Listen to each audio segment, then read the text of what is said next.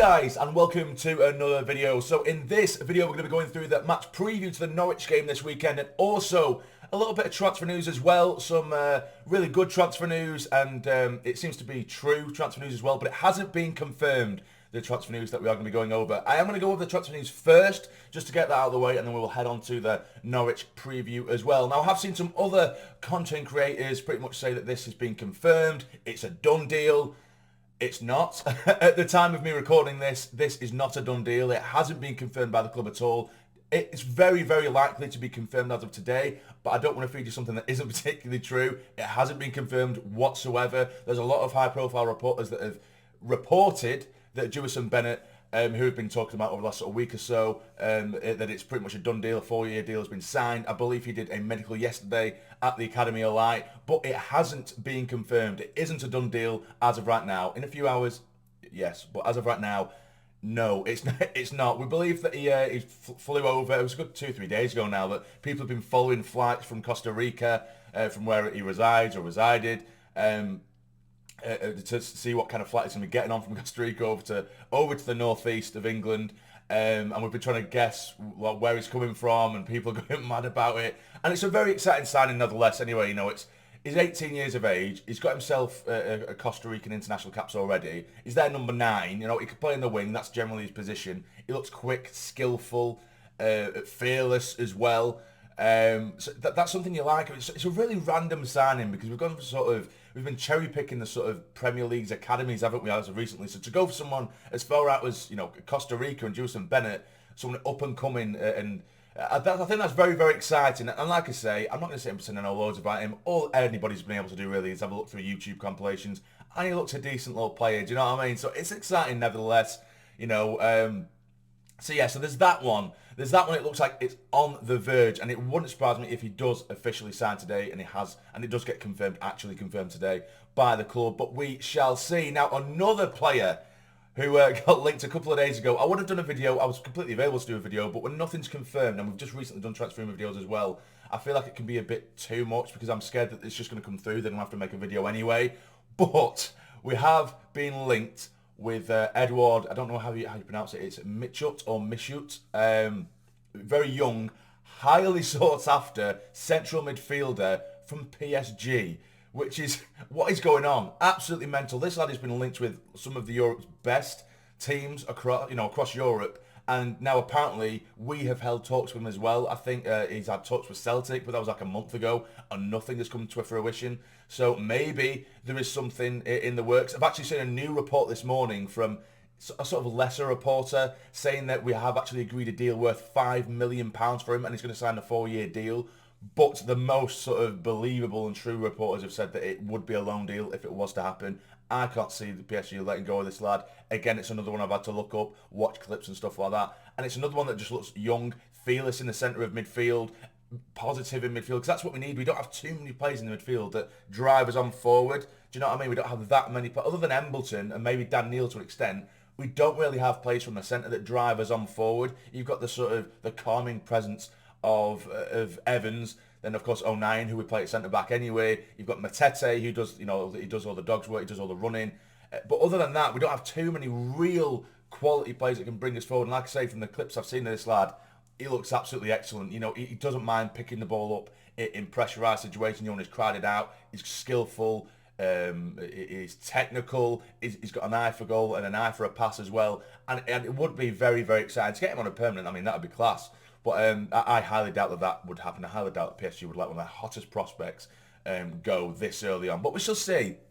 So that is all the transfer news covered so far. Of course, let me know in the comments down below what you think of the potential signing of Bennett, which I think is going to happen at any point now, and the potential signing of Michut or Michut. I'm not too sure how to say it. I always butcher French names anyway.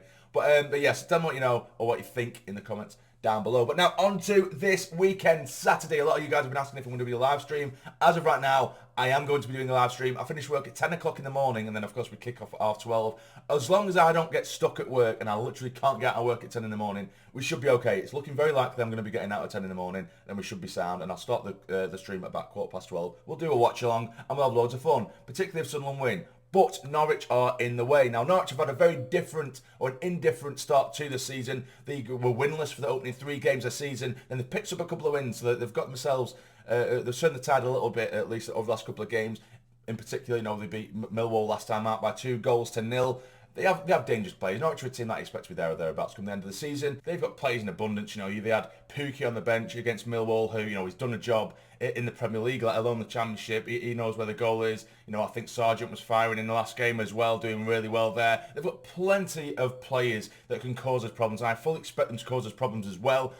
But what I said with the review of the last game with us, what we have is, we have quality in there, we have a bit of quality in there, but on paper, I wouldn't say it's one of the best squads in the league, far off, but by quite some way. But what we do have is this sort of togetherness, and the team have gelled so much that the amount of character that's within this squad, it can get you through games. And it sounds cheesy and it sounds almost emotional, but it's absolutely true. In some games where you are lacking that little bit of quality, that sort of grit and determination that the lads, they're all fighting for each other, it can drag you through games, and that's exactly what happened in the last game, the last win that we did manage to get. Because, in the first half, we didn't look great whatsoever, but we managed to turn the tide and we get away with a 1-0 win. Sometimes you need that. You need that sort of ability to just scrape games when you're not on your A game.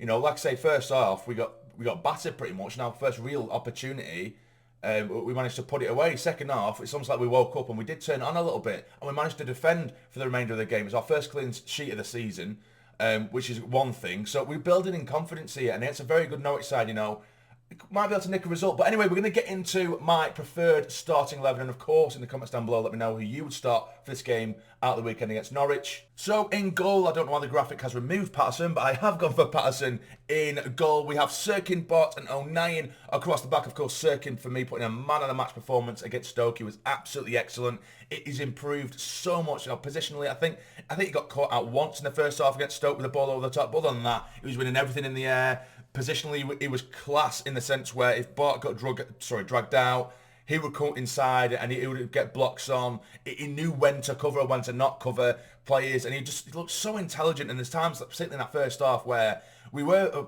everyone behind the ball defending for our lives. He was single-handedly trying to drag us forward and doing it brilliantly as well. He'd take the ball sort of 20, 30, 40 yards sometimes, taking on players, skinning players, and then bringing us up the pitch when we really needed it. He has that ability in him, and he's getting better and better and better, that lad. Now, in midfield, we do have Clark, Evans, Embleton, and Goose. That is, if Evans is fully match fit, of course.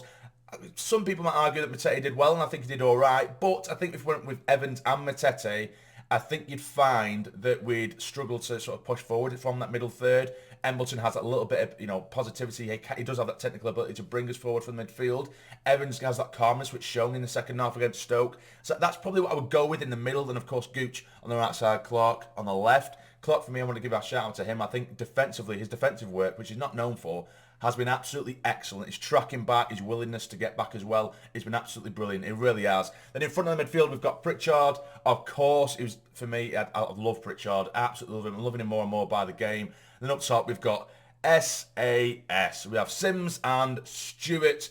Of course, there's no one else to really compete with him at the minute, unless the likes of Bennett does come in. I know he's not really naturally a striker, he's a winger, but still, we're looking at strikers, I believe. We need someone to compete with them because, if Sims and Stewart, hopefully they don't, if they go through a bit of a drought, we'll think, oh, well, we can do what we want in training anyway because we've got no one to compete with us, and that's why I love competition. But as of right now, Sims and Stewart look absolutely lethal, so that would be my starting 11, of course, with a goalkeeper and not a ghost. Now for my predictions. I've only got one wrong in terms of a sort of result, win, lose, draw so far this season. And what I'm going to go for here is something I never expected to go with, but I'm just thinking with a packed out Stadium of Light, a busy Stadium of Light, back in front of the home crowd, we're in desperate need of a win. I think this is my heart going over my head really, because Norwich, I could easily see, it could be a 2-3-0 win to Norwich, do you know what I mean? But I just think with this grit and determination we're seeing at the minute, and we'll just come off the back of our first clean sheet of the season, it gives so much confidence to the lads. And with Sims and Stewart firing, it's going to be a nightmare for any defence. If we have to defend them for the majority of the game, which I kind of expect to be, under the cosh quite a bit, but even the outlet of us to hoof the ball forward, it's not like we just have one isolated striker anymore. We have Sims and Stewart who can do very, very similar jobs in terms of holding up the ball, holding up the play, bringing midfielders back into the game, and they're scoring goals as well. I'm going to go for a Sunderland 2-1 win, which is mental, and I never thought I'd say that a couple of weeks ago, but I'm going to go for it. I think that we will score first, and I think that they will equalise, and again, I do think we will get one, possibly late on in typical Sunderland fashion, to get a massive win against a massive team in Norwich. But I'm going to go for it. I'm feeling really confident in the minute. I'm going to go for a 2-1 Sunderland win. I'm going to go with a Stewart and Sims set of goals for us. But that is it, guys. We've gone through some transfer news and the match preview for the Norwich game. Let me know what you think the score is going to be for the Norwich game. What do you think about the rumours and players that we're looking at in a minute? Let me know in the comments down below. But if you have enjoyed, hit the like button for me and subscribe if you are new. I keep on looking. There's literally, I think, 30%, 40% of you guys that are regularly watching. I'm having a look and stats. Well, there's literally 30-40% of you guys that are regularly watching, but you're not subscribed. So if you can, just hit the subscribe button for me. It'd be massively appreciated. But for now, take care, stay jamming.